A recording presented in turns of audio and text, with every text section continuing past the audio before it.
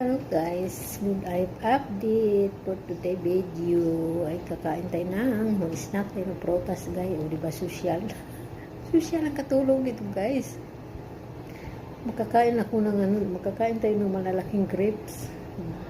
Kasi may bisita naman. Nandyan na naman yung mga kapatid ng lolo ko.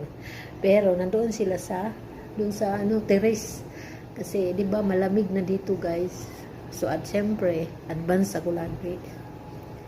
Kahapon inayos ko yung terrace, nilagyan ko ng mga upuan doon para sa pag malamig kasi gusto ko pag winter na dito gusto nila doon sa terrace sa labas para naman hanggap sila ng lamig o simoy ng hangin ba sa labas. So, kaya nandun sila ngayon sa terrace. So, habang ako'y naghuhugas ng mga prutas, siyempre magtabi din tayo para sa atin. Kain tayo.